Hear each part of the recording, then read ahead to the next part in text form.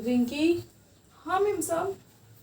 ये सब कल के कपड़े यहाँ रखे हुए हैं, मैंने बोला था रखने के लिए। झाड़ू लगा के ये सब हटा दो।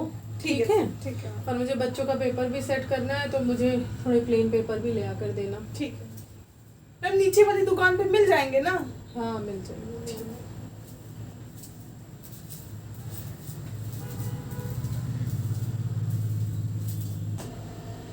क्या हुआ, चक्कर आ रहा क्या तुम्हें? नहीं मैम, वो झाड़ू रखी तो थोड़ा सा घूम रहा था सर। वो बता दीजिए खाने में क्या बनेगा? खाने में कढ़ी बना लो। कढ़ी? ठीक है, और कढ़ी के साथ? कढ़ी चावल रायता।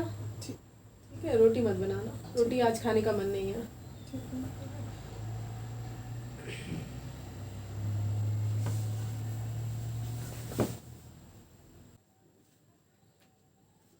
अरे, ये तो आज डॉक्टर को दिखाने जाने वाली थी, गई नहीं क्या? रुको पूछते हैं इससे। रिंकी, हाँ मैम साहब। आज तो तुम डॉक्टर को दिखाने जाने वाली थी। हाँ, जाने वाली तो थी, पर जो है पैसे की दिक्कत थी, पैसे थे नहीं, तो इसीलिए सोचा कि जब पगार मिल जाएगी मैम साहब तब चले तो जाएंगे। एक बार बोलना तो चाहिए था ना, बोला तुमने? और तुम्हारा 9वां महीना लग गया है। मैंने और साहब ने मिलके कुछ सोचा है कि तुम्हें आज से काम पे आने की ज़रूरत नहीं है। मुझसे कोई गलती हो गई क्या मैम साहब? प्लीज़ ऐसा मत करिए, प्लीज़। अरे प्लीज़ मैम साहब ऐसा मत करिए। मेरी रोजी रोटी कैसे चलेगी?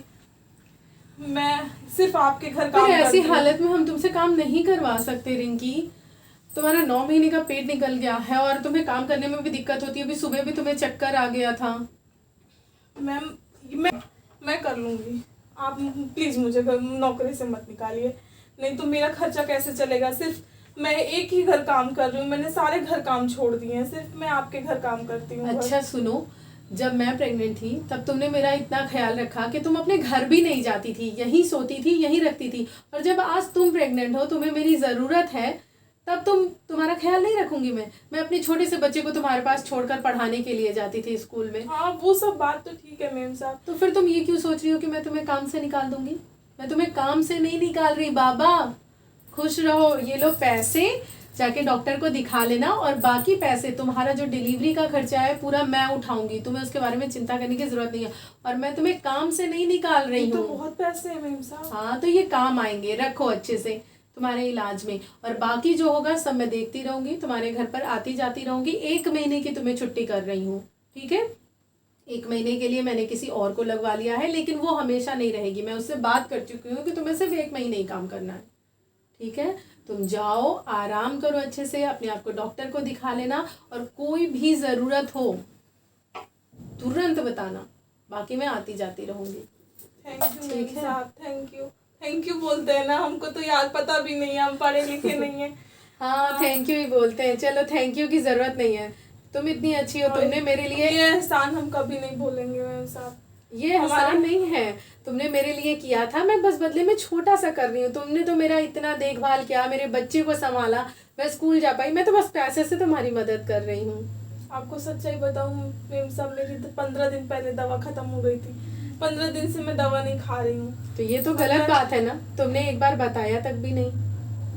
पर आप इतना पहले से ही मुझे दे देती हैं कि मेरी मांगने की हिम्मत नहीं पड़ती। चलो ठीक है, जाओ तो फिर अभी चली जाओ, ठीक है? मैं साहब को बोल दे रही हूँ, तुम्हें छोड़ आएंगे, अकेले नहीं जाना ऐसी हालत में। और परेशान नहीं होना, चिंता नहीं करना, मैंने तुम्हें निकाला नहीं है। जब तक मैं यहाँ रहूंगी, इस शहर में मेरी पोस्टिंग नहीं होती, तब तक तुम ही मेरे यहाँ काम करोगी। लेकिन मैम साहब, आज मेरे हाथ का खाना खा लीजिए, आज मैं कढ़ी चावल बना के तब जाऊंगी। चलो ठीक है, आराम से आराम से। चलो, अब मुझे लगता है शायद मैंने सही किया, क्योंकि इसने मेरी बहुत मदद की थी। जब मेरे पेट में बाबू थी तब भी ये अपने घर नहीं जाती थी, पूरे टाइम इसने संभाला था, है ना जी? और फिर उसके बाद जब मैं जाती थी स्कूल तो ये ले करके रहती थी उसको घर में। हाँ, अब हम नहीं काम आएंगे तो कौन काम आएगा? इसके लिए आपने मुझे अच्छा आइडिया दिया, थैंक यू आपको भी।